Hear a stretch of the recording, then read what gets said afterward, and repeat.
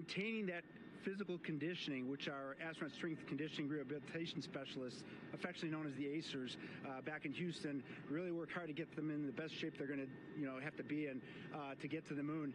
That device hopefully will maintain that. And Apollo only had about a 4.3-day journey to the moon. Our astronauts are going to have about a 10 to 14-day journey. Right. So maintaining that physical fitness, that strength and stamina is going to be crucial for the success of being able to do those very physically demanding lunar EVAs. Right. So we're very excited about what the astronauts have said about the device and what they have to say about the role exercise plays, going to the moon. And also the mental benefit. Sure. They just really like sweating, breaking the sweat, and actually just feeling like they're just getting a workout. Right. Thank you so much, Rick. I really appreciate it. I know they're going to be in good hands, so we'll let you get back to it. Thank you so much. Megan, thanks for the time. Back to you, Rob. Okay, Megan, back here in Mission Control in Houston, everything is moving along in order. This view of Reed Wiseman on the left, Victor Glover on the right. We have good suit leak checks. Everything aboard Integrity is in excellent shape. The vehicle, with the Earth growing larger and larger in the field of view, we're now just about 8,200 nautical miles away from Earth and closing in for a splashdown just 1 hour and 5 minutes from now.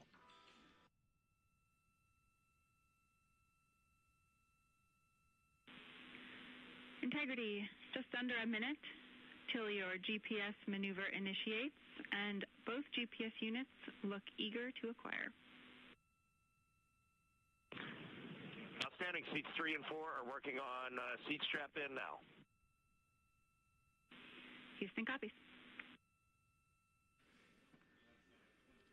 Once again, as we start to close in on some of the major milestones, the first one coming up in just 31 minutes.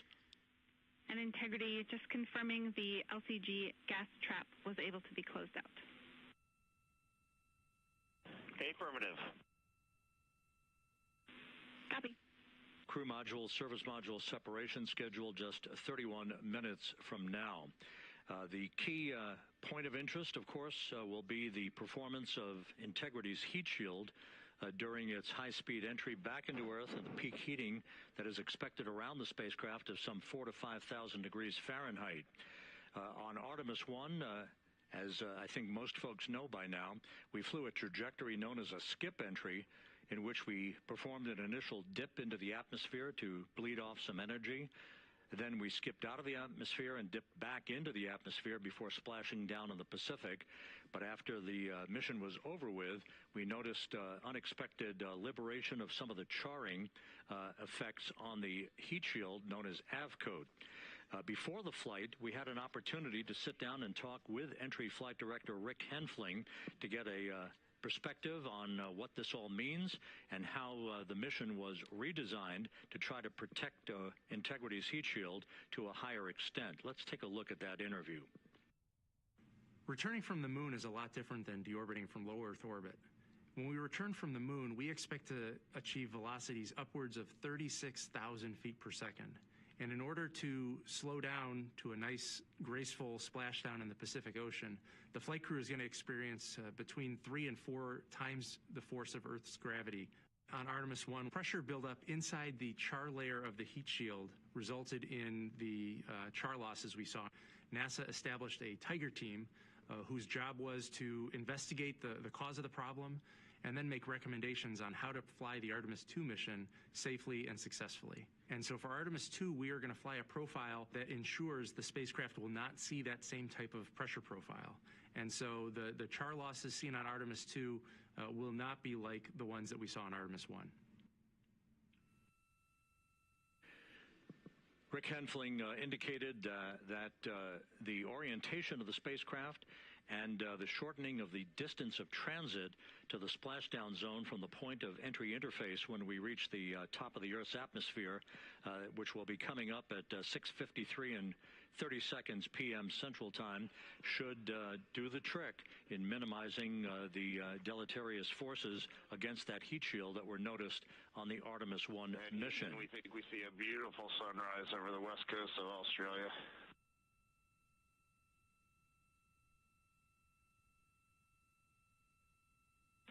We copy. Commander Reed Wiseman reveling in his final hour in space on this mission as Integrity is passing over the southwest coast of Australia now at an altitude of some 7,600 nautical miles. That will begin the southwest and northeasterly transit across the Pacific Ocean. Let's talk a little bit more about some of the highlights and some of the numbers associated with the points of interest here. We are 27 and a half minutes away from crew module, service module separation. That will be followed about 3.5 minutes later by the raise burn that we've discussed, a 19-second burn of Integrity's thrusters to fine-tune its angle of attack as it enters the Earth's atmosphere. Entry interface is scheduled 47 and a half minutes from now. That's the point at which we will reach the top of the Earth's atmosphere, traveling about 34,882 feet per second at an altitude of 400,000 feet. Just 24 seconds after entry interface, we will begin a blackout period of 6 minutes in duration at 6:53 and 54 seconds p.m. Central Time. Now, right about 10 seconds after the blackout period begins, we are expected to reach peak speed, which would be 24,661 miles an hour. That'll be about 103 miles an hour short of the velocity record set by the Apollo 10 astronauts, Tom Stafford, Gene Cernan, and John Young, when they returned from the moon on the Apollo 10 mission in 1969.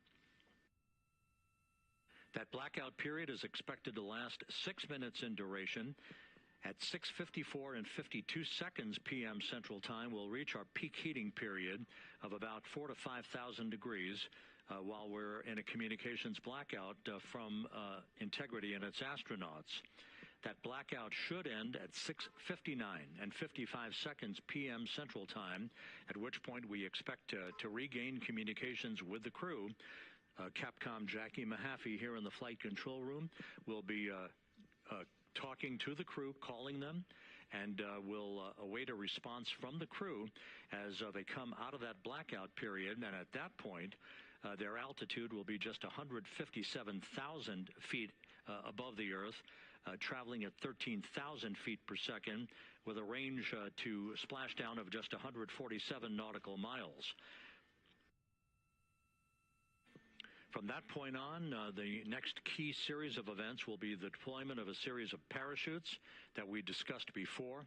First, the forward bay cover chute deploy that will pull the forward bay cover away from the top of Integrity, followed by drogue chute deploy and then the main chute deploy that's expected at 7:04 and 44 seconds p.m. Central Time. That will begin the gentle descent of Integrity towards its splashdown at just a velocity of just 19 miles an hour. And that will begin the recovery operations that you just heard Megan Cruz discuss with her folks on the USS John Murtha. All of Integrity's systems in great shape. The crew is suited up. Leak checks complete as we stand by for the next major milestone, which will be the crew module service module separation just 24 and a half minutes from now.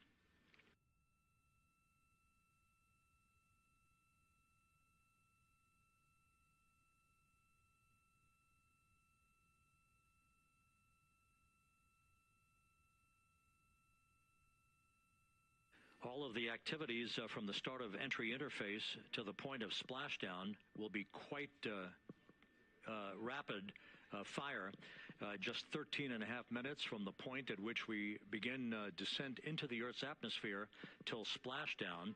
And just to show you, as Rick Shearing, the flight surgeon, alluded to in his interview with Megan Cruz, all of this happens to decelerate the vehicle from traveling around Mach 33 to just 19 miles an hour at splashdown. All of that happening in just 13 and a half minutes. But the vehicle and the parachutes are all designed to support all of that, so we'll be standing by to report all that to you in sequential fashion as these milestones are ticked off and as we hear from the crew during its entry back into the Earth's atmosphere and ultimately when they emerge from the blackout period, and at that point we'll be just minutes away from splashdown.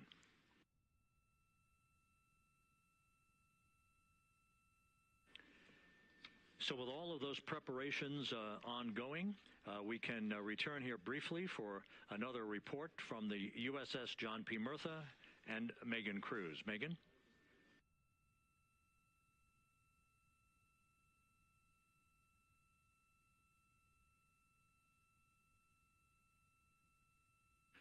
And we'll regain that communication with the USS John P. Murtha just momentarily. In the meantime, everything is on track aboard Integrity, the flight control team here in Houston, led by Entry Flight Director Rick Henfling. The voice you will hear talking to the crew is that of Jackie Mahaffey. She will be reporting everything to the crew and receiving their reports as they enter the Earth's atmosphere for their 13.5-minute plunge back into the atmosphere for splashdown off the coast of San Diego. Now we have the ship back with us, and Megan Cruz every time I go live, USS it's John P. expected I'm with Murtha. Tony. Megan? Yeah, for the most part, we are. Which, by the way, last night at the perimeter, if you guys were in the live last night, the perimeter, or they were searching for the Hey, Rob, suspect. yeah, the excitement is really building here on the ship. So I'm watching K9 right did now the one of the search. weather They were complete. balloons being They were lofted up leaving. from They the called ship. it already. Again, weather So balloons everybody's very leaving. important for I us was to driving make back. sure that I we still are had on the tracking tax the right channel. kind of weather. And when and they also were leaving, the suspect came out of the data building, that's the needed for two-story what's called building, our like in the center of the Sasquatch block. team. Again, it's a team out of He NASA came that, out, and they basically just make grabbed him sure right that there. the debris that comes off of Orion, So again, some of those last night pieces of suspect the was parachute caught. We just didn't get to system, see make it, sure that but they someone don't was fall hiding on him. us here Someone in the from sea, the and neighborhood also, was hiding our him. aerial He assets, came our out and folks got in caught. helicopter. So Anoche en watching el that perímetro, float si away right estaban now, ustedes but with me anoche right con now is nosotros Captain o Eric conmigo ahí en el en Kenny. vivo, He's the commanding officer of the a la John persona P. que estaban buscando anoche, Murtha naval ship. Thank you so much ya for being después que here. There are el so many K9 moving había parts that you have to dicho que keep no an lo eye encontraron, que ya That's estuvo, ya se absolutely iban, right, yeah. But first of all, on behalf of no se pudo the crew esperar of ni, USS John P. Murtha, Megan, thanks for having me 15 minutos on extra, today. porque cuando Happy to ya tell you dijeron what que ya es todo, estaban quitando el tape y salió corriendo de un edificio y lo agarraron.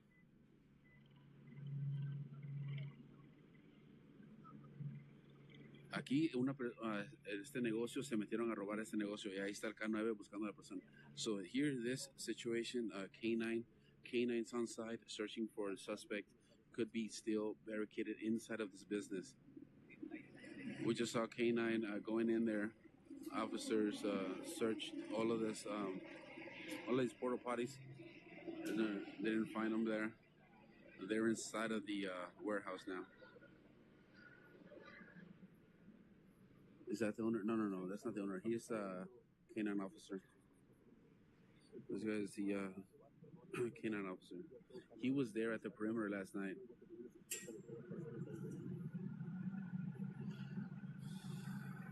Sí, estaba viendo el en vivo anoche, entonces, sí estaba viendo el en vivo.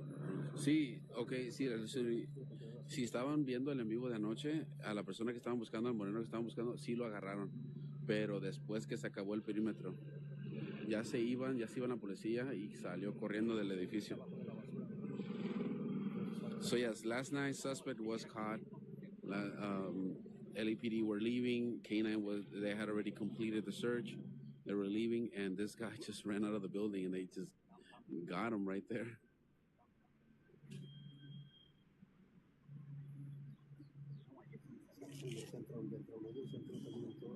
I love how you and Tony keep your chat updated and entertained. Oh, thank you. So here we're in downtown LA. K9's also on the side over here. They just went inside of this warehouse. I don't know what type of business this is, but the alarm company called LAPD and said the suspects were in there. Aquí no sé qué tipo de negocio es, pero la compañía de la alarma le informó a la policía que ahí estaban las personas adentro todavía.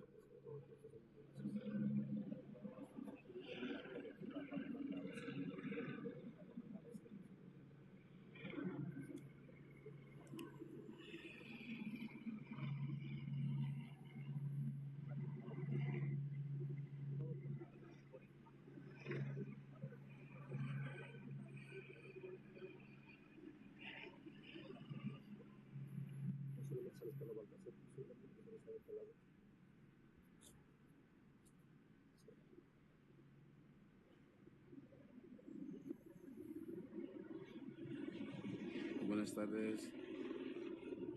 yeah, I don't know what's going on with the gifting right now, guys, but the only thing I ask if you guys help me out with the thumbs up at YouTube and the likes over on TikTok. Ahorita no sé qué onda con los regalos, pero lo único que les pido siempre es que nomás que me ayuden con los likes, las compartidas. Y tú me lo vas a dar. No sé qué onda con los regalos ahorita, pero pues nomás les pido que me ayuden con las compartidas, los seguimientos y los likes en TikTok y también en YouTube.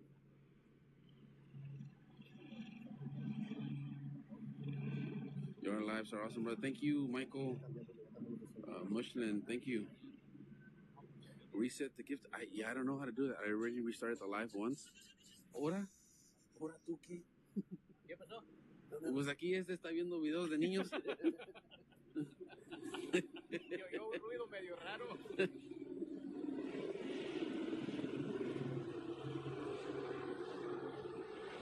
Que guarden los leones al rato. Guarden los leones para el rato.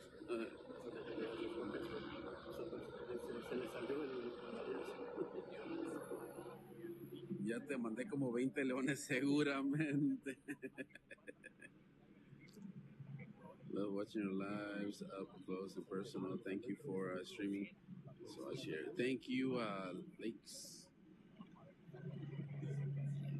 Lakes Shalloway. So this is in downtown LA. Downtown LA, closer to the where's it? San Pedro and 12th.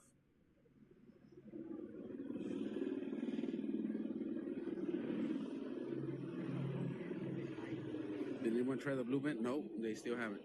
But they're inside of the business now. K9's inside, the dog is inside, the officers and LAPD are inside. Ahorita no han revisado este bote azul, pero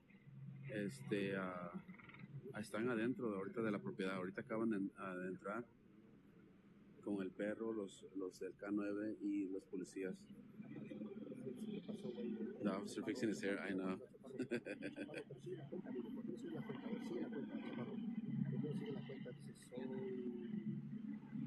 I'm inside of the Blue Band.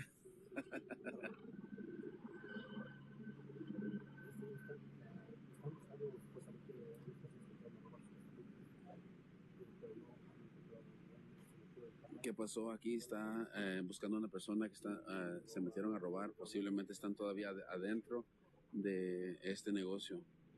Aquí está el K9 y la policía que ya ingresaron adentro del negocio.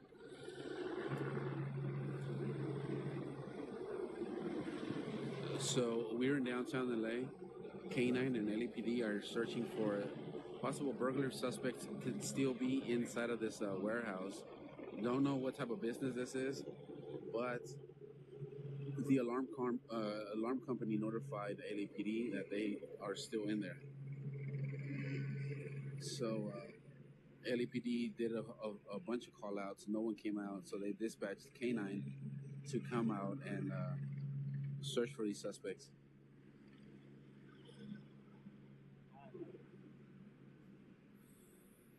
Which, by the way, I will show you guys where I'm at. We are on the roof of a motorhome. We're on the roof of a motorhome, and it's showing you guys this point of view because when K9 showed up, they didn't want us standing right next to that wall. We were standing on that wall. Estamos arriba del techo de esta motorhome, porque cuando llegaron los del K9 no querían que estuviéramos parados ahí, donde está esa pared, y nos dijeron que nos fuéramos. Y salió la señora, súbanse arriba del motorhome, allá, esta es mía, súbanse arriba. So a lady came out, she wondering what was going on, and she said, hey, just go up my motorhome. That's my motorhome. I'll give you guys permission. So like, all right, really, pretty cool lady.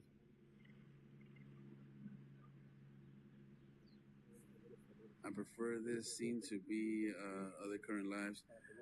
Yeah, I don't like the jumping situations or the jumper situations. I don't like that. I went to one and that was it. I hope the guy doesn't do it, but I went to one where the guy actually did do it, and it was crazy. I don't want to go back to those scenes. Always the best views. Thank you, Samantha. Give us a 441. Well, we're in downtown LA, near San Pedro and 12th. And we have K9 and LAPD officers inside of this warehouse searching for suspects, burglary suspects. ¿Ah? ¿Qué? ¿Qué tiene? ¿Ah?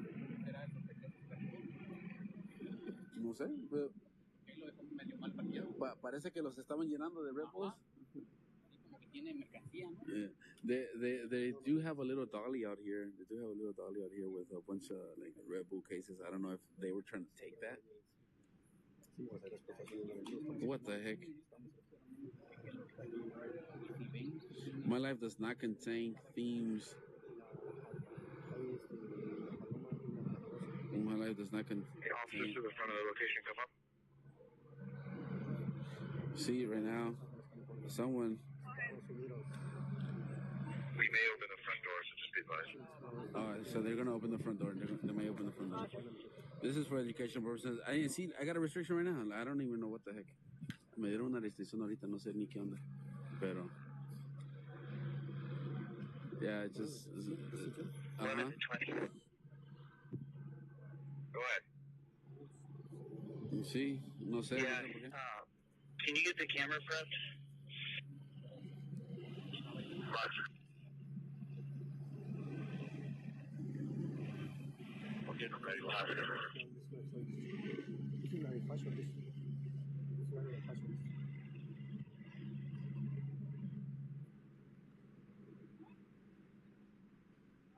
My life does not contain anything dangerous. This is for information only. LAPD and K9 are searching for a suspect. You want that prepared, ready to go? You can bring it to me all prepared. I'm just kidding, I got it. I wasn't sure.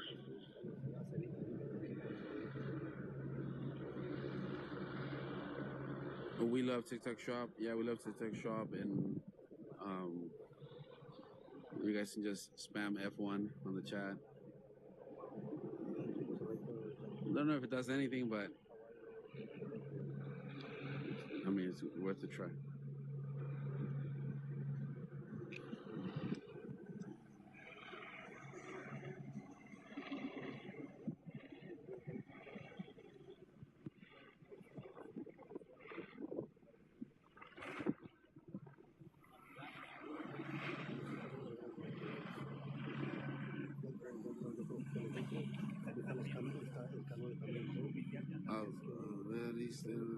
Does not have this on this. I know, yeah. See, I don't know what the heck's going on my end. I'm also streaming on YouTube, guys. If you guys want to check it out, you guys want to hop over there for a little bit. Castillo 80 on YouTube. También estoy transmitiendo en YouTube. Si se quieren pasar un ratito por allá en YouTube, Castillo 80 on YouTube. I'm gonna restart the live and try to figure out the gift thing. Voy a reiniciar el en vivo. A ver qué onda. 13-892, go ahead. So if you guys want to follow this account and then the alarm company called back and provided a fax number for the surveillance footage to the comments of the call. All right, so they provided what? The password for surveillance footage?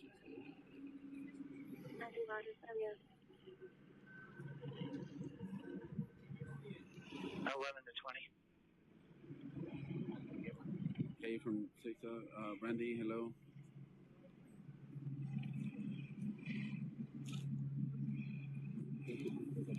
All right, guys, I'm gonna reset the TikTok live. Voy a resetear el en vivo de TikTok. Ahorita regreso.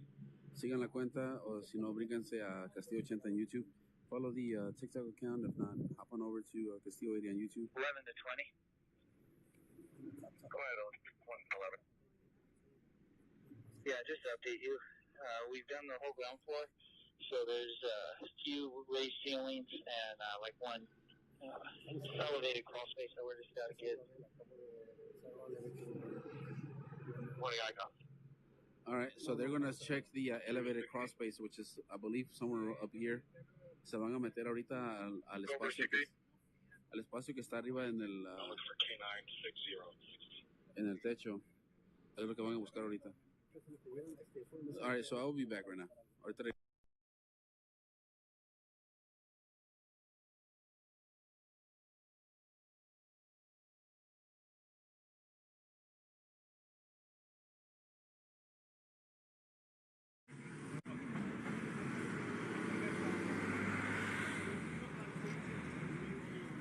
information on a GTA that occurred 650 North Madison. Able tickets are red 2011 total round 4 license 6 Robert Boy Robert 063. If I didn't tell you guys, thank you for getting us to 1 million likes again. That's amazing. That just opens up the algorithm and lets TikTok know we got something going on here. So thank you guys for tapping the screen 1.2 million times. Oh, look. He's moving. He's on the move.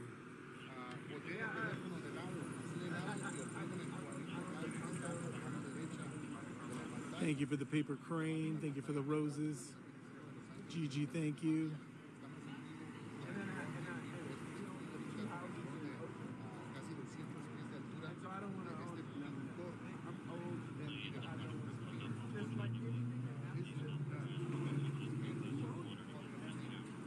Thank you, Allie, for the heart me. So we're here on Los Angeles and 8th Street, where we've got a guy that climbed up the fire escape to get up to the top of the building, which is refusing to come down. We don't know what's on his mind, if he's thinking of self-harm. But he's been up there for going on 5 hours now. We do have crisis negotiators up there for LAPD. We do have the fire department up there also. They've been trying to talk to him for a while. So far, they haven't got him to comply at all yet. So I think they have given him water, and I think they've given him maybe some snacks. But it is windy up there. It's not super hot, but being out there in the sun, he does have a black shirt over his head. So, but we do have probably about 8 people up there. From what I could see from Lizzie's drone shot, it looked like 4 police crisis negotiators and 4 LA City Fire Department members up there too.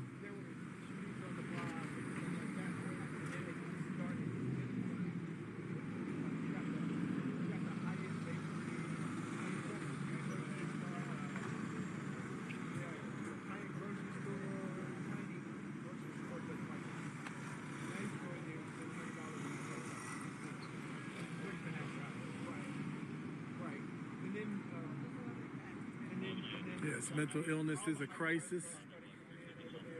We take it very seriously. If anybody does need help, please reach out to any of the number hotlines that they have for this. And even me, we've had people reach out to me in the past, and we've helped a number of people get the help that they need. You know, one bad day doesn't lead into multiple bad days. It can lead into a bunch of good days. Doing this kind of action is a very selfish act in my mind, because the people that are left behind are the ones that have to deal with your actions. I know you're in pain, people are in pain, but you know, they can always get help. And family members and these hotlines are there to help you get through these kind of things, you know. Even if he's having substance abuse problems, there's help for that also, so.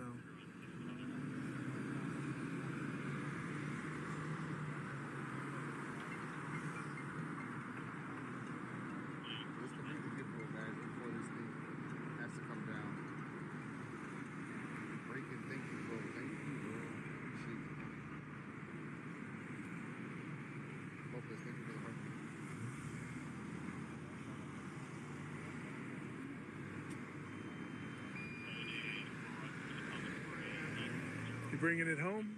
Not yet. Yeah. We're gonna run it to 10%.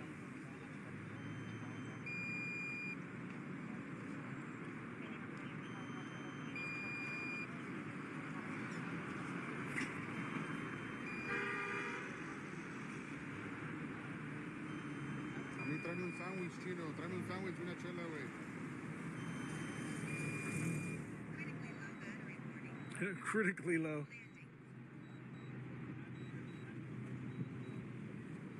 Here she comes. Here comes Air Glizzy coming in for a landing here. Critically low battery. Let's see if we have a crash landing. I've had one before.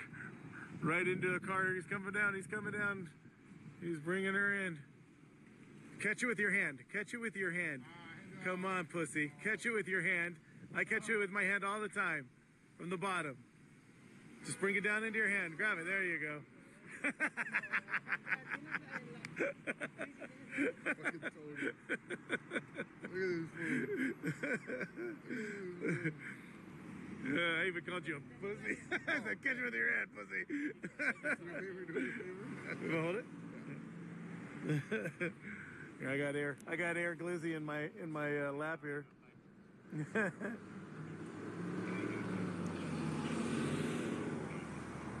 Look, it's like a flying cockroach.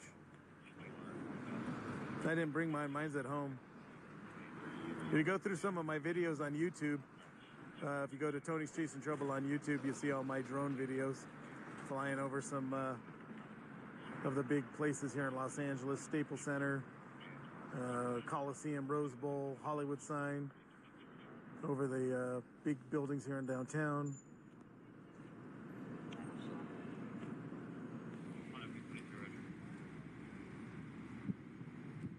That was good while it lasted. You only have one battery? No, I have another one, but it's only at 30.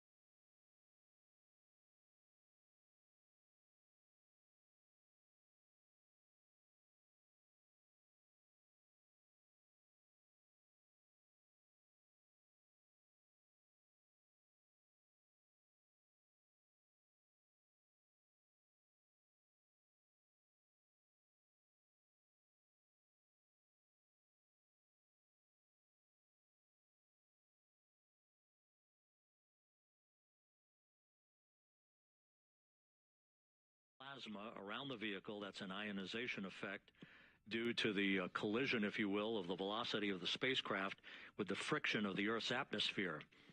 That 6-minute blackout is expected to begin at 6:53 and 54 seconds p.m. Central Time. During that period of time, we will reach our peak speed of 24,661 miles per hour.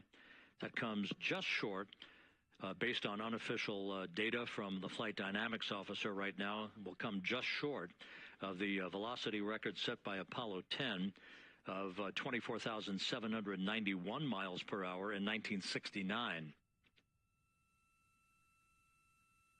We expect peak heating on the vehicle at 6:54 and 52 seconds p.m. Central Time, a minute and 22 seconds into entry interface. At that point, we will be just 204,000 feet above the Earth, traveling at 33,000 feet per second. The blackout period is expected to last 6 minutes. We expect that blackout period to end at 6:59 and 55 seconds p.m. Central Time. From the end of the blackout period until splashdown, it is just 7 minutes, at which point we'll start deploying the series of parachutes to slow integrity down to an ultimate splashdown velocity of just 19 miles an hour. We see the same, waiting for the 180 rolls.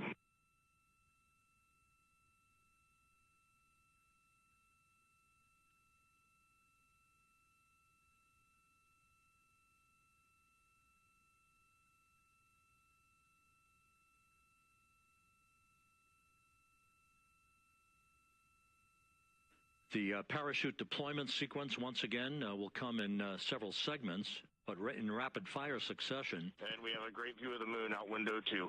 Looks a little smaller than yesterday. Guess we'll have to go back.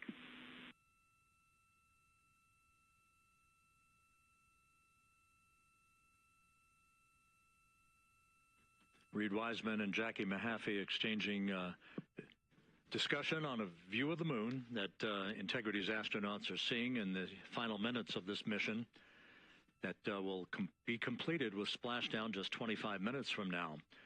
3 forward bay cover parachutes will be used to pull the forward bay cover off the top of the vehicle. Then 2 drogue parachutes will be deployed to slow and stabilize the crew module during its descent, followed by 3 pilot parachutes that will lift and deploy the main parachutes from the forward bay. The final sequence will have 3 main parachutes deployed. These will be 116 feet in diameter, each main parachute approximately 265 feet long when reefed. The parachutes will ultimately slow Integrity down from its peak speed of almost 33 times the speed of sound to a gentle 19 miles an hour as splashdown.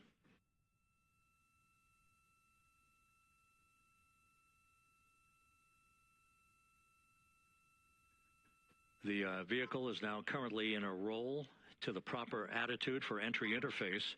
Our trajectory is right on according to flight dynamics.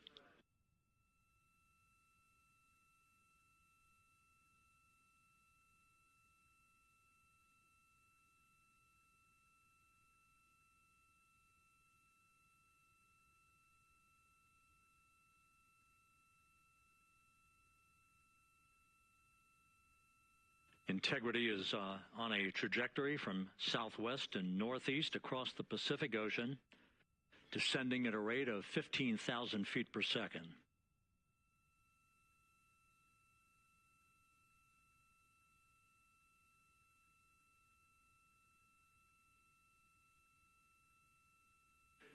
Range to touchdown 4,300 nautical miles, all the systems in excellent shape.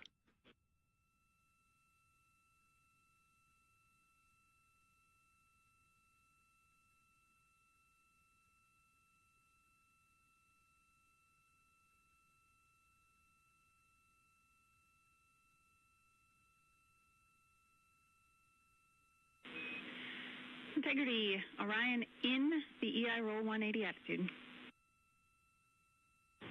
Looks good on board, Jackie.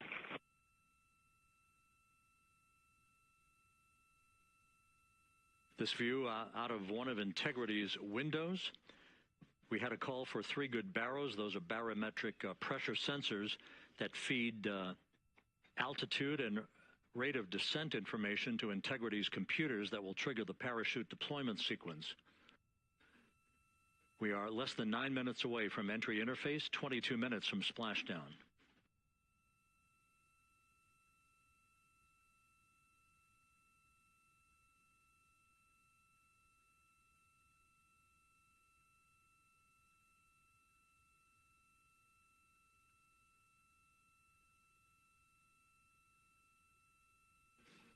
You can see the reflection of one of the crew members in the window.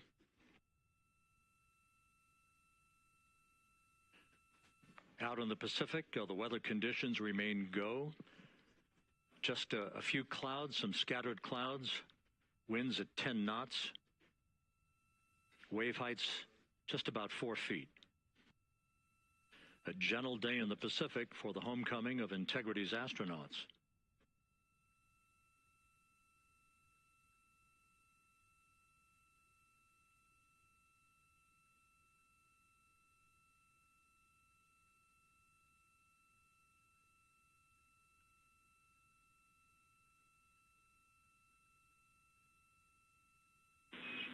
Integrity back in EI attitude.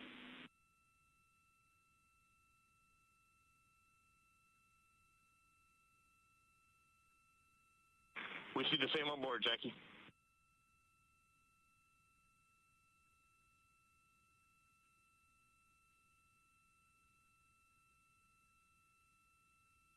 Houston, purge is complete. Crew and vehicle are configured for entry. Houston copies. And we're in step 37, transferring nav state to BFS.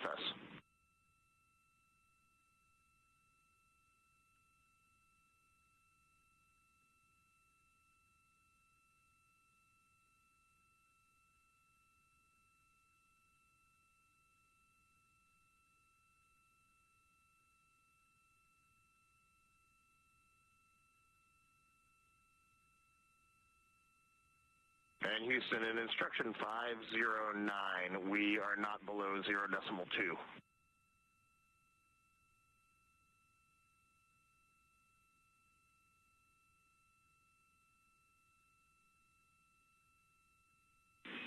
Integrity, no action required. Integrity.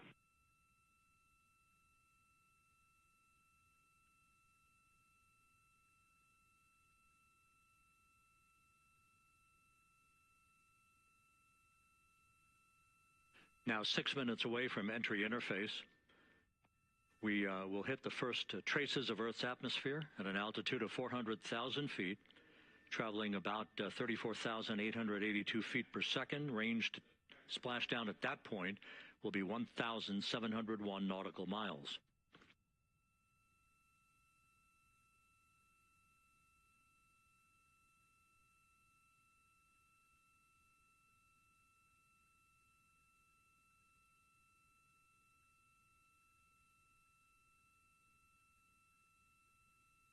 And once again, just a reminder, some 24 seconds after entry interface, we do expect to lose communications with the vehicle and the crew during a 6-minute blackout period when a plasma shield will build up around the spacecraft due to the ionization, due to heating effects. And Flight Dynamics has just confirmed we will have a blackout period of exactly 6 minutes in duration. And once again, that's due to the fact that a plasma buildup around the vehicle will prevent communications and data, so we will not be able to talk to the crew members at that time, nor will we receive data here in the flight control room. Houston, everything is looking good on board. Just confirm no pre-EI downloads. Houston concurs. That blackout period to begin at 6:53 and 54 seconds p.m. Central Time, and again will last about 6 minutes in duration.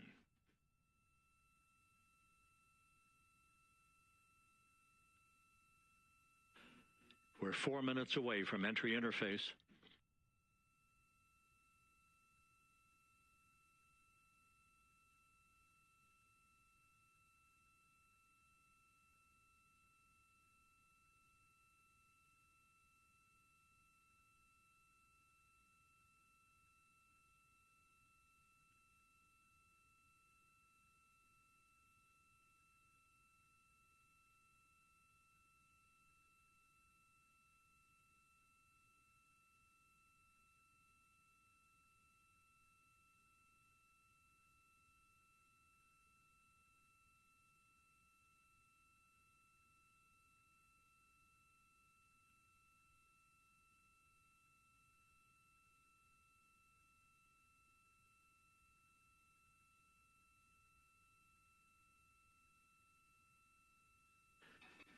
This view from Integrity as it crosses from southwest to northeast across the Pacific Ocean, 3 minutes from entry interface.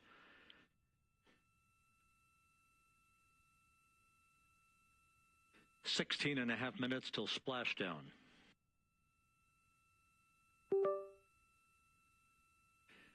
The USS John P. Murtha and the recovery team is on station and in position, as are the airborne imagery assets that we hope to receive imagery from as Artemis enters the Earth's atmosphere and through parachute deployment.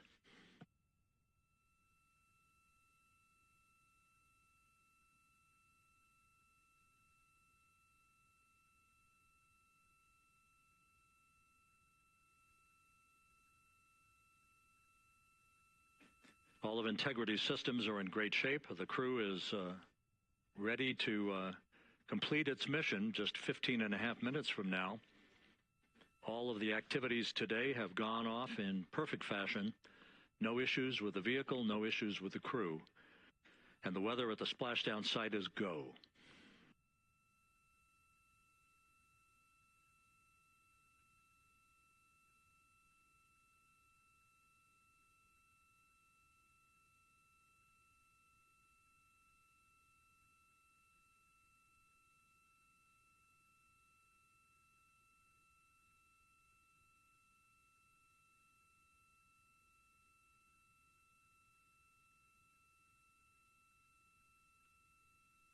Coming up on 1 minute until entry interface.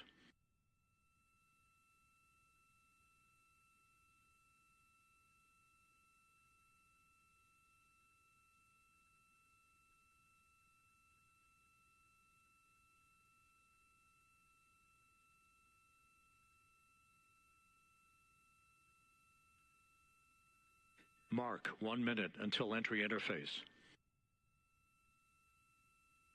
1 minute, 20 seconds until the expected start of our 6-minute blackout.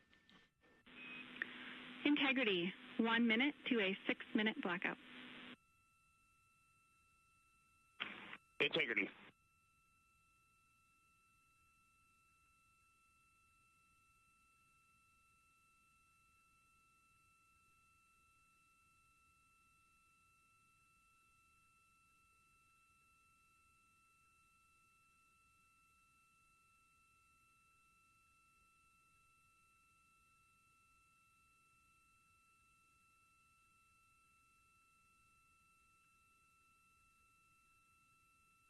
Ten seconds till entry interface.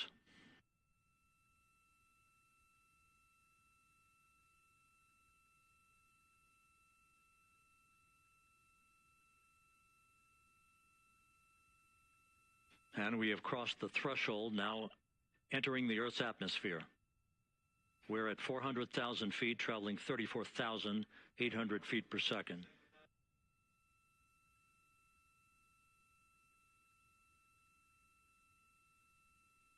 Time to splash down, 13 minutes, 10 seconds.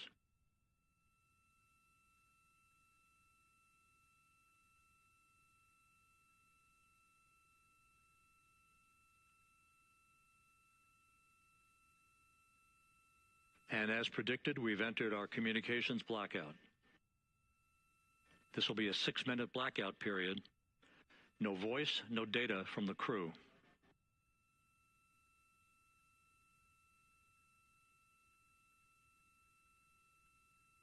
We're 30 seconds away from the anticipated point of peak heating on the vehicle, where temperatures will rise to about 4,000 to 5,000 degrees Fahrenheit.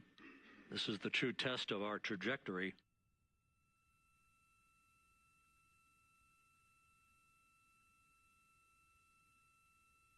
And from the G5 aircraft in the vicinity of the splashdown zone, this view of integrity. So that pinpoint of light shows the vehicle as it enters the period of peak heating in the Earth's atmosphere, the first tug of gravity being felt by Integrity's astronauts since their launch back on April 1st.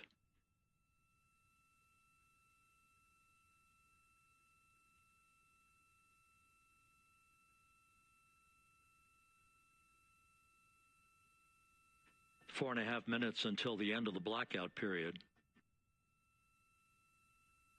Time to splash down, 11 minutes, 33 seconds.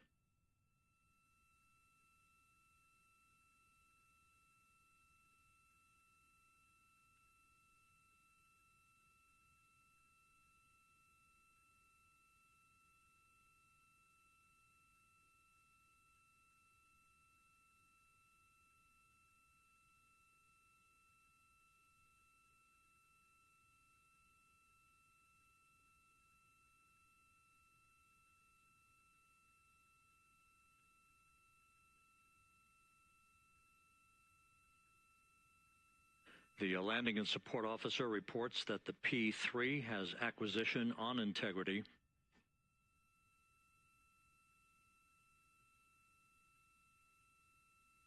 Three and a half minutes left in this blackout period. This is a visualization of the plasma buildup around the spacecraft and the repelling of that heat on Integrity's heat shield.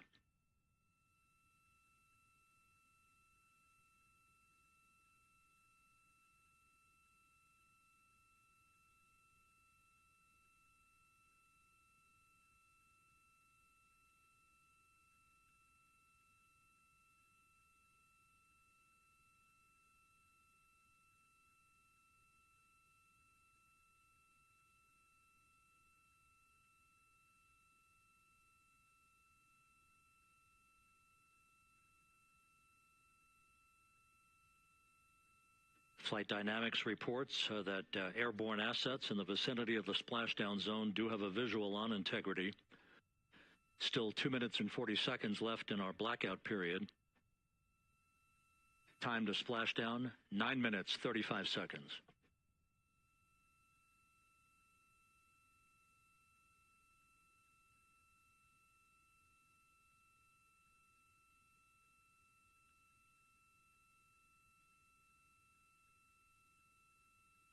Multiple airborne assets as part of the recovery team all have visuals on Integrity.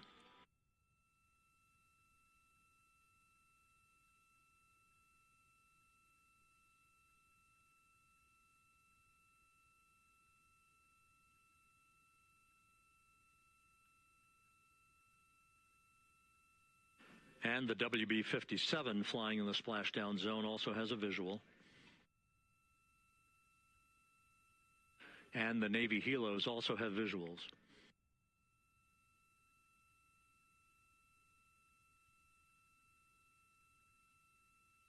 We're still in the blackout period. Still do not have communications from the crew.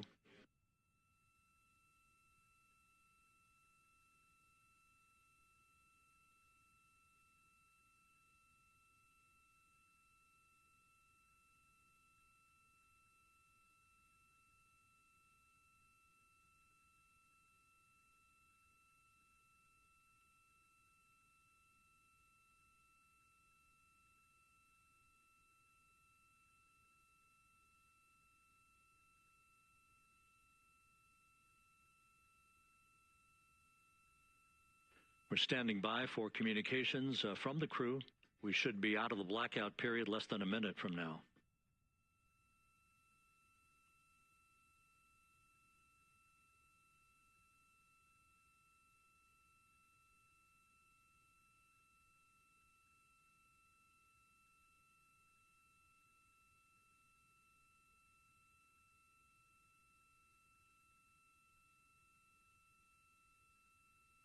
We are now processing data from Integrity.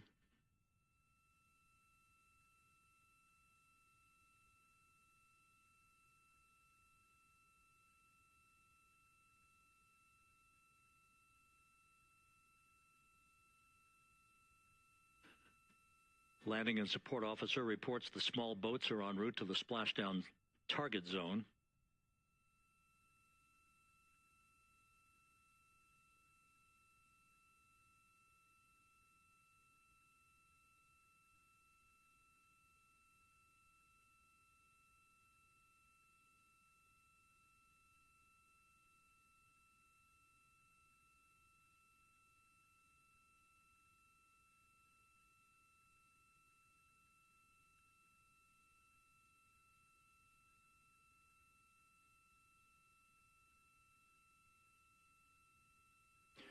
Passing through 150,000 feet, our trajectory is perfect. We're getting intermittent views of Integrity. Still waiting to establish voice communication.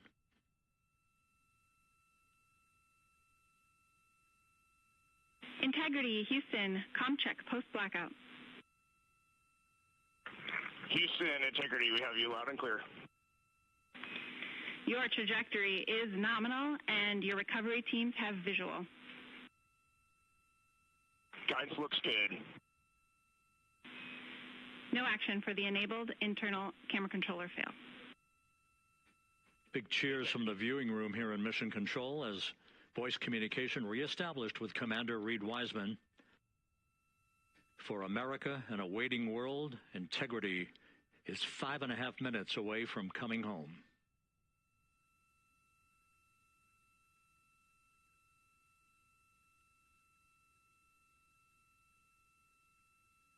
Passing 100,000 feet now. Range to splash down 19 nautical miles.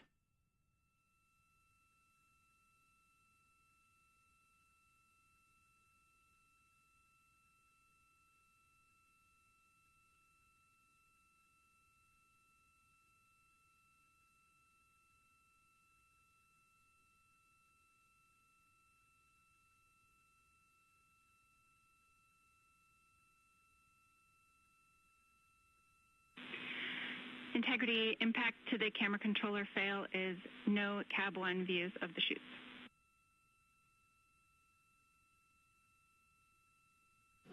Integrity. We're processing good data through the GPS system. A good view of Integrity, time to splash down 4.5 minutes.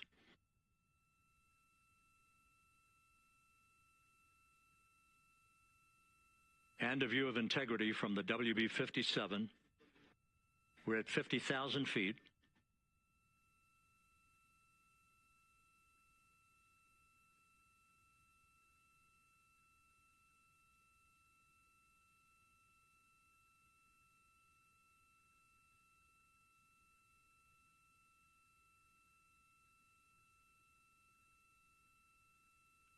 The pyros are armed for forward bay cover jettison.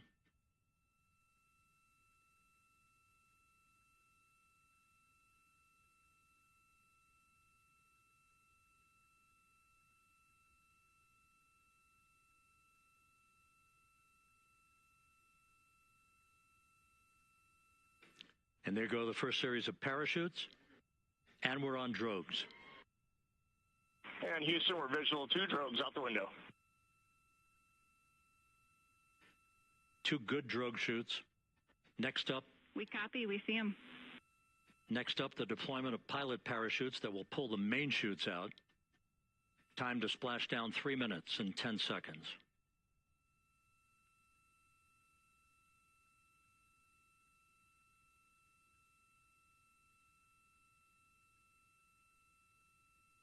Perfect descent rate according to flight dynamics. Good rates on 2 drogues. We see the same on board.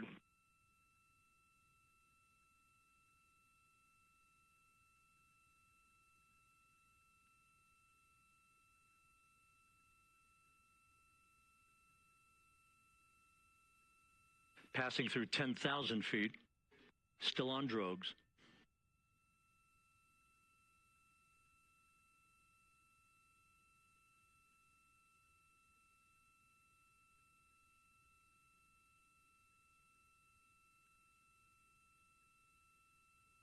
Main chute deploy. We're at 5,000 feet.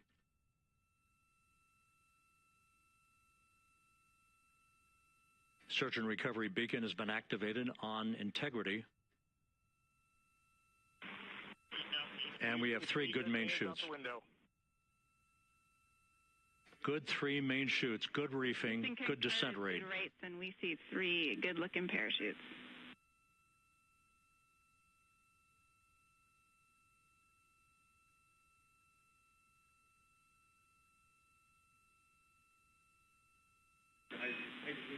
Integrity. Cabin pressure indicates no need for hydrazine checks. Integrity copies.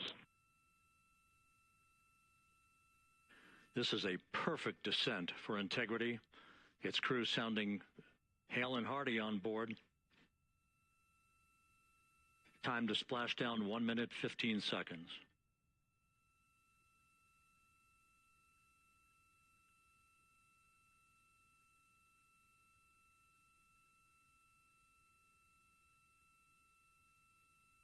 Integrity about to complete a journey spanning 694,481 miles from its launch from the Kennedy Space Center back on April 1st, and a trip around the moon.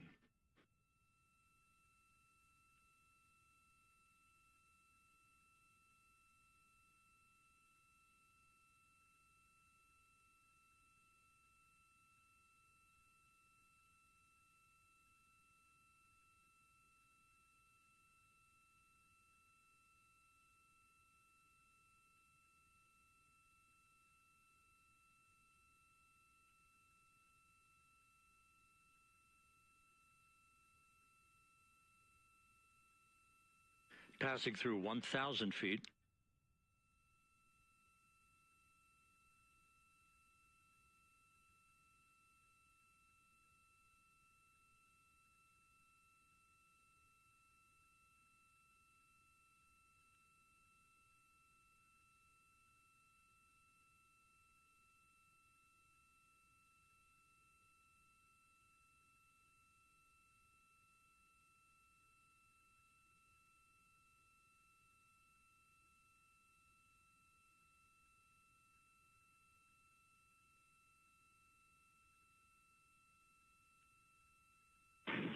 Integrity, splashdown, sending post-landing command now. Splashdown confirmed. Copy splashdown, waiting on VLDR. Splashdown confirmed at 7:07 p.m. Central Time, 5:07 p.m. Pacific Time. From the pages of Jules Verne to a modern-day mission to the moon, a new chapter of the exploration of our celestial neighbor is complete. Integrity's astronauts back on Earth.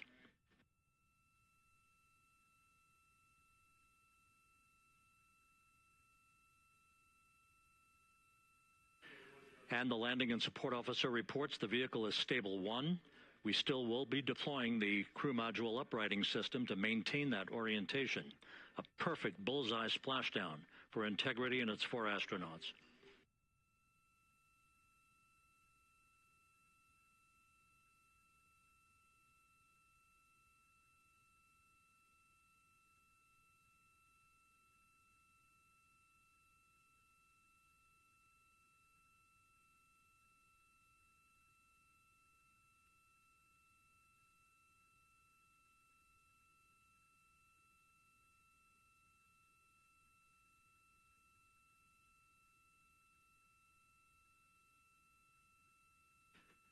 The unofficial splashdown time, 7:07 and 47 seconds p.m. Central Time. We'll get that refined for you.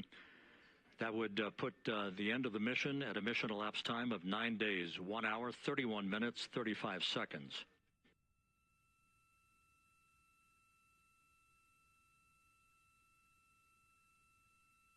And we're configuring for very low data rate.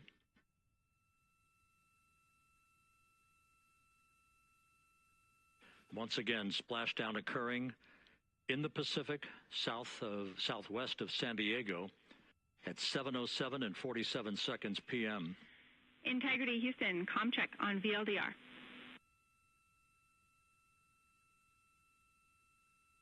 Houston, we have you loud and clear on VLDR. How us? We have you the same. We'll meet you over in post-landing. Perfect communications established. A journey.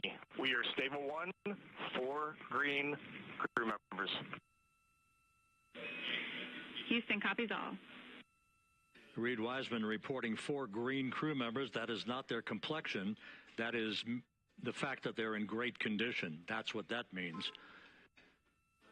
So stable 1, upright. The crew module uprighting system is being deployed. The 5 airbags being inflated through helium to maintain the upright configuration for the vehicle. This was a textbook entry and a textbook touchdown for Integrity. Reed Wiseman, Victor Glover, Christina Cook, and Jeremy Hansen back on Earth after a journey around the moon.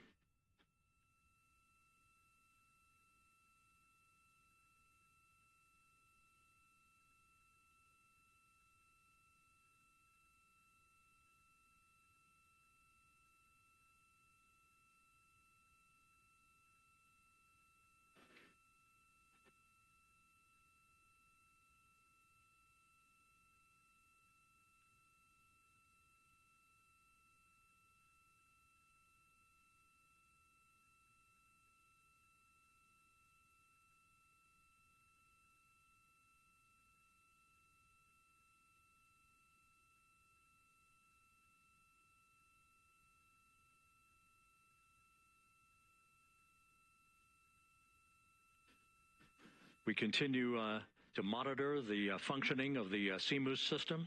The airbags are being inflated to maintain a stable 1 or upright configuration.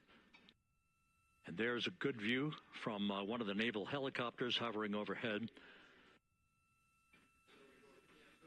Reed Wiseman reporting 4 green crew members, meaning they're all in excellent shape.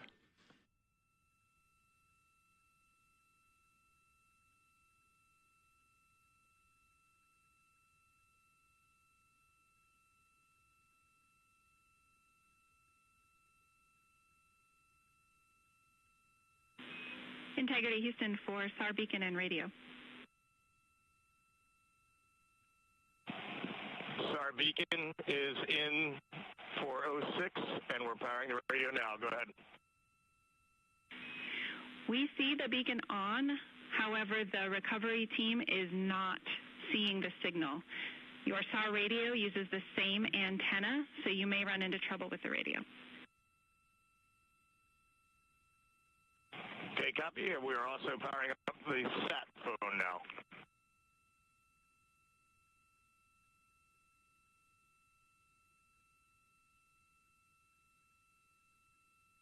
So Integrity is in great shape, and as the crew continues its post-splashdown timelined activities on board, Reed Wiseman once again reporting that all 4 crew members are in excellent shape.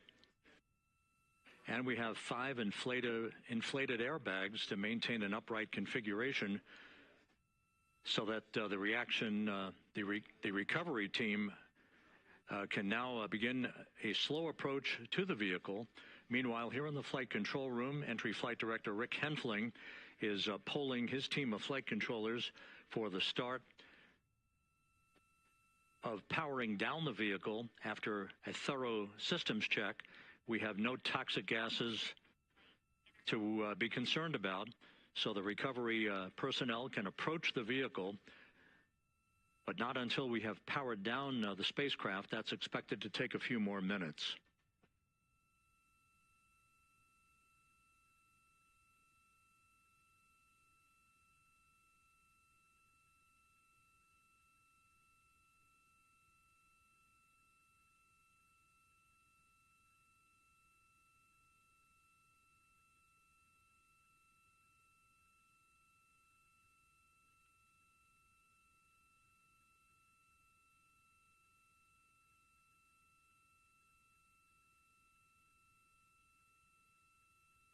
Integrity back on Earth following its historic flyby of the moon.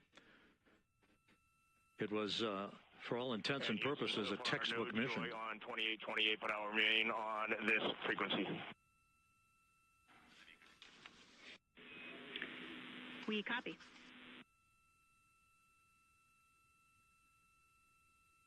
Reed Wiseman indicating some trouble with the SARSAT phone on board. But that's not an issue. What is more important is that the vehicle is solid. No issues as we begin the power down of the vehicle to begin the recovery process.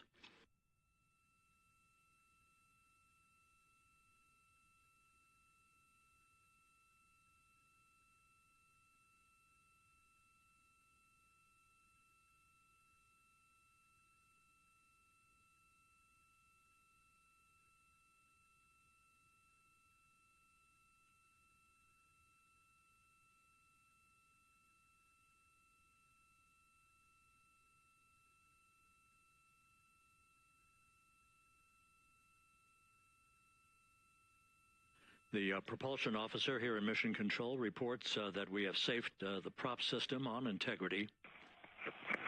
Can you say again? That was very weak and broken.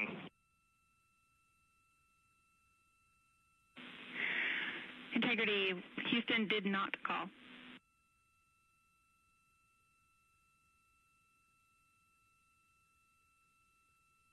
Copy that, Houston. It might have been on the SAR radio. Stand by.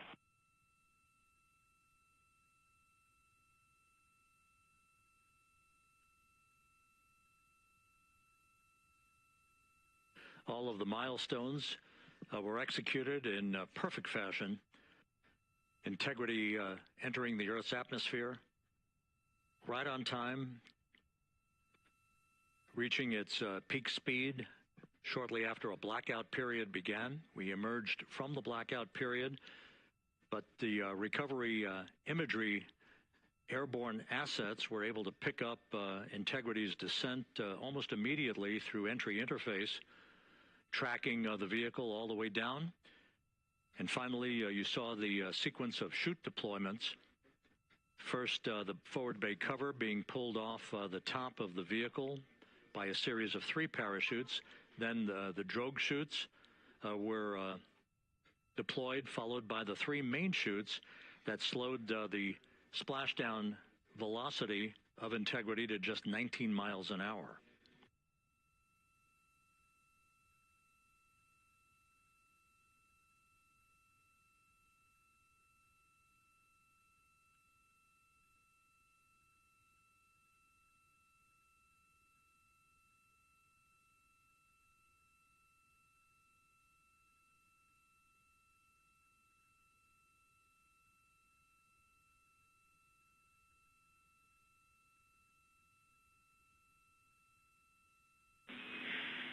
Integrity, Houston, with no joy on SAR and SAT phone, we'd like you to command an additional 15 minutes for a total of 30-minute power down delay.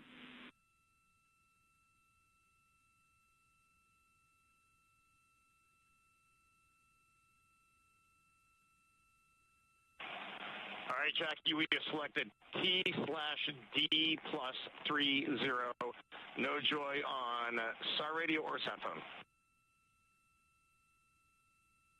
And stand by, we have the master diver on SAR radio. Please hold comms. Hey, Lily. Excuse me. Hey, Jackie, we just got the master diver on SAR.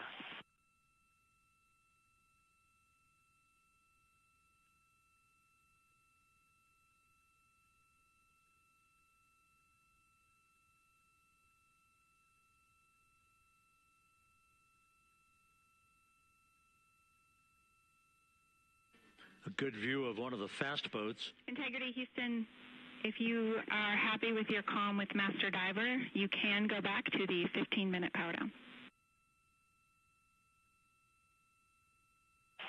Okay, stand by. Yeah, we'll confirm here in a second.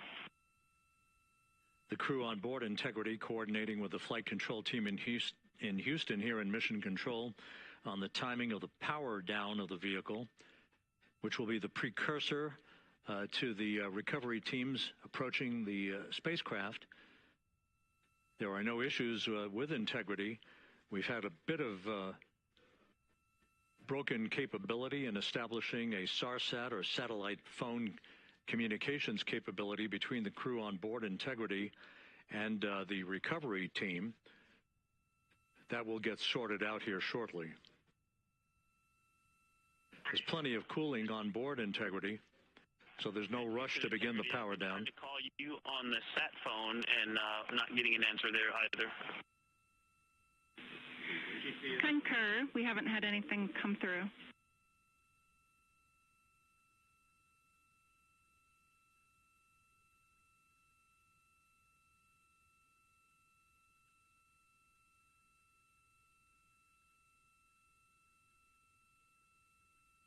And Houston, if you could relay to recovery that we hear them, but it does not appear as though they are hearing us.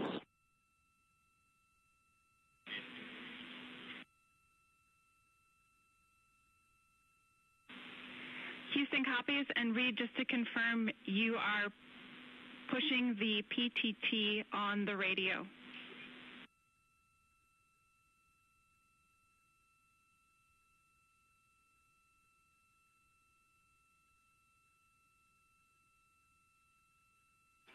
So as we continue to sort out the communications between Integrity and the recovery teams, we are standing by for the initiation of the power down procedures that, as you see, the recovery teams are moving towards the side of the capsule. The next major event will be the erection of that large inflatable raft called the front porch. That will be the port of call for the crew as they're being extracted one by one from the vehicle.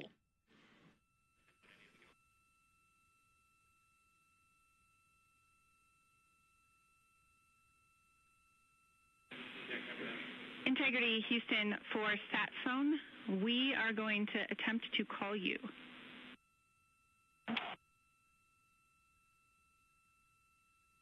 Good idea. Standing by. And Jackie, yes, we are pushing the push-to-talk, the two buttons on the left side of the radio below the up-down arrows. We are utilizing them. I'm rebooting the radio to see if we get good comms. Okay, we copy all, and just to confirm, you are seeing that you are touchdown plus 3030 for power, correct? That's affirmative.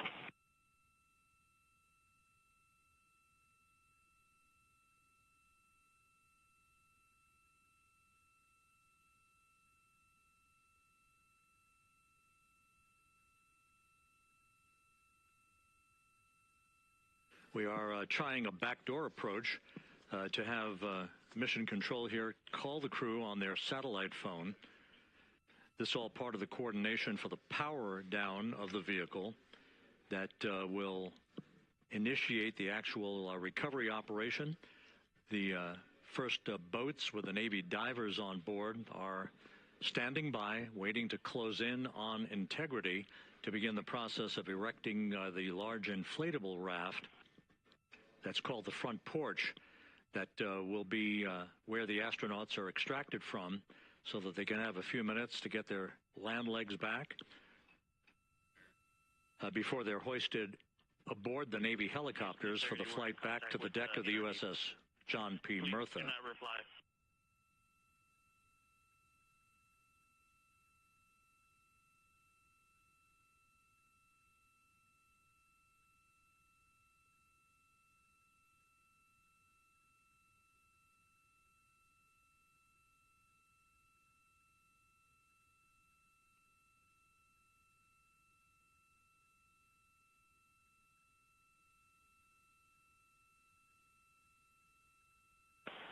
And Houston, please don't reply. NRD, very weak, but readable. Master Diver, we can hear, but they cannot hear us.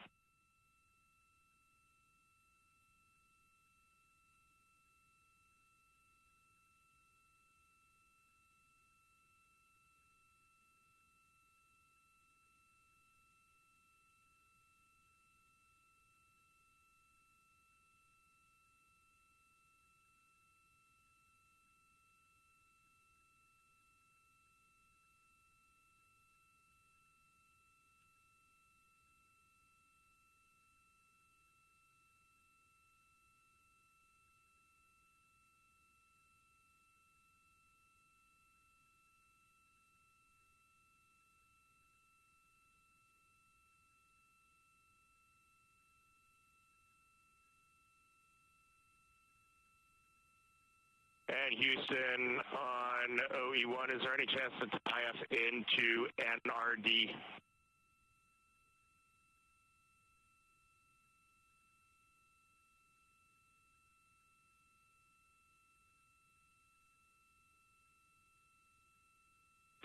Checking.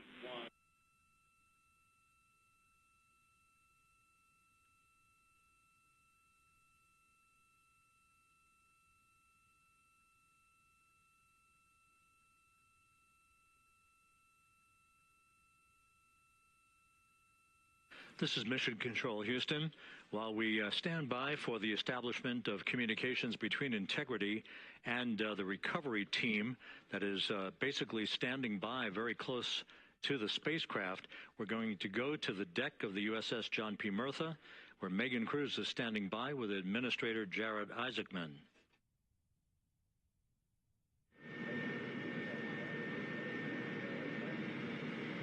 Hey, Rob, yeah, just such an honor to be able to be here on the ship, to be able to share and experience this moment with everyone together. And of course, as you just said, yes, here with NASA Administrator Jared Isaacman. Administrator, how did you feel getting to witness this and seeing NASA at its best? Oh, I mean, I'm honestly, I'm still at a loss for words. I mean, you know, like the childhood Jared right now can't believe what I just saw. I mean, almost been waiting my whole lifetime to see this, and then it's NASA Administrator. I just couldn't be more proud of the entire workforce, the years, the effort, the late nights, all the hard work from across the country that contributed to this incredible moment right now. And yeah, incredibly grateful too for our teams here on the John P. Murtha right now. Yeah, look at them behind us here. Got everybody. Hey, what do you guys think? We just brought some astronauts back from the moon, huh? Unbelievable. Thank you. Yeah, so grateful to the Navy, the sailors that are here, the NASA teams. I mean, this is a joint effort that's on their way right now. These recovery forces are getting out to our Orion spacecraft, to Integrity, to get our astronauts back on the ship safely. Yeah, and this is not just an accomplishment for NASA. This is an accomplishment for humanity. Again, a historic mission to the moon and back. How does this make you feel, and what do you hope people take away from this?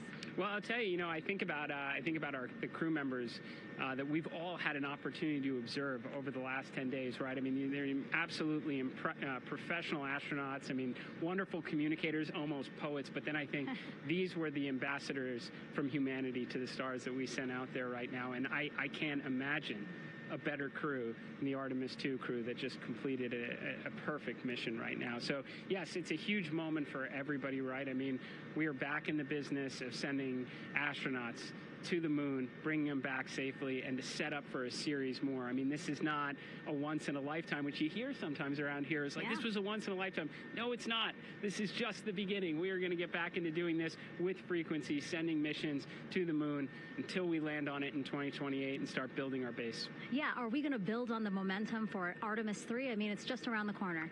Absolutely. So, I mean, that's, you know, part of me too. Like, I can't wait to get the crew off of Integrity right now, but also getting Integrity back on this ship so we can start taking a look at it, because all that data is so precious to us right now. I mean, we are going to definitely want to take a good look at the thermal protection system. We're going to want to download all the data they couldn't transmit back to us and use that to inform Artemis 3. But we're already making progress, right? You had SRB segments already showing up at KSC. Core stage for Artemis 3 is rolling out on April 20th.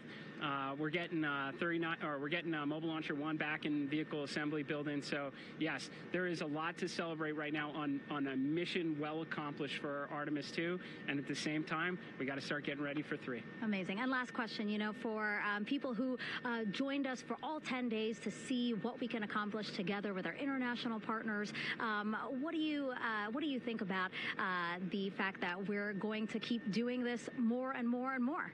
It's incredibly exciting. I mean, yes, it's the contributions, like the best and brightest across the NASA workforce from across the country, our industry partners, our international partners. We had a Canadian Space Agency astronaut on board in Jeremy. We had the European Service Module. And you think, in the days leading up to this launch, I mean, 48 hours prior to launching Artemis 2, I was meeting with the Italian Space Agency. We signed a memorandum of understanding to build a habitation module on the moon. I mean, you have countries, all of our allies Horizon partners coming together saying, we are committed to this effort. We are returning to the moon. We're doing it to stay. We are building that enduring presence. We are going to master the skills on the surface of the moon so someday we can undertake missions to Mars. It's just an incredibly exciting time, and we're not going at it alone. We're bringing everybody along with us. Absolutely. And speaking of everyone, one more time, we're going to ask the crew here, you guys ready to land on the moon?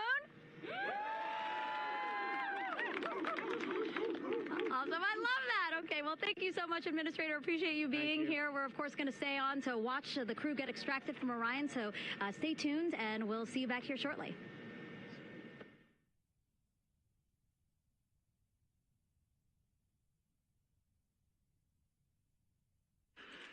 Thank you, Megan, and thank you, Administrator Isaacman.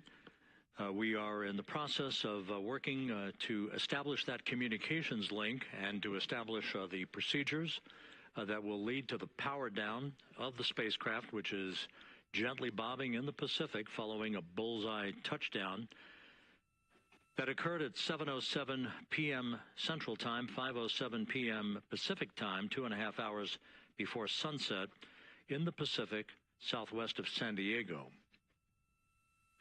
We have once again heard from the crew during that interview opportunity with the administrator, and we have 4 healthy crew members on board.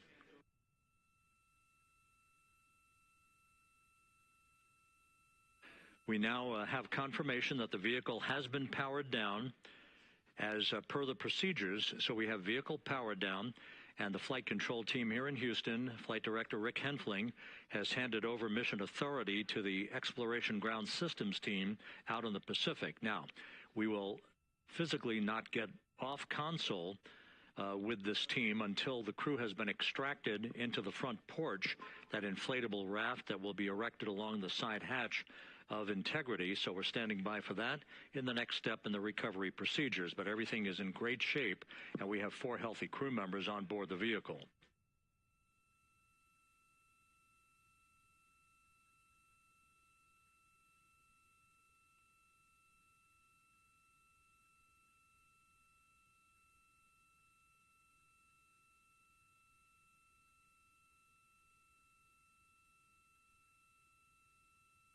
All of the entry events went by the book, no issues, perfect trajectory for Integrity that was culminated with one final raise burn to improve the angle of attack for the vehicle as it entered the Earth's atmosphere. All of that flight dynamics computation worked like a charm.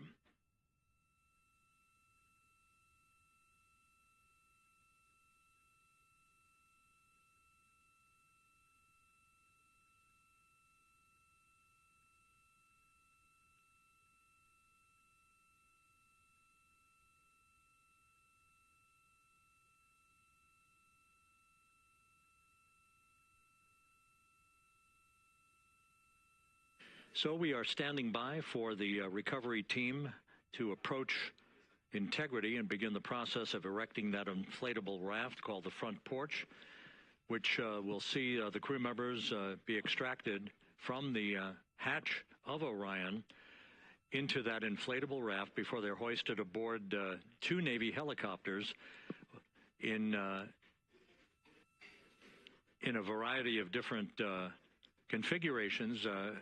Each crew member will be hoisted in sequential fashion, in alternating fashion, 2 crew members for each helicopter before they turn around to head back to the John P. Murtha. Once on the deck of the ship, they'll be brought into medical bay for comprehensive medical exams. But Reed Wiseman has reported several times that the crew is in excellent shape.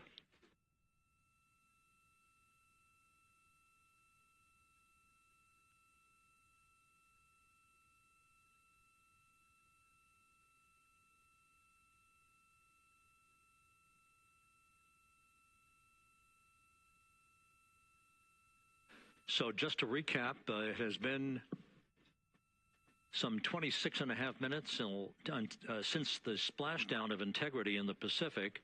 The vehicle is in excellent shape.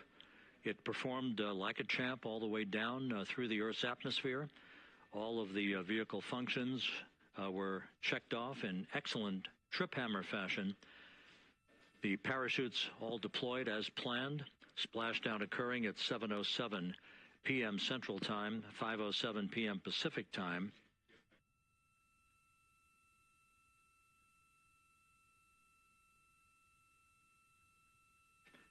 And after a bit of a tussle to try to establish a communications link with the recovery team, we were finally able to run through the procedures for the powering down of the vehicle.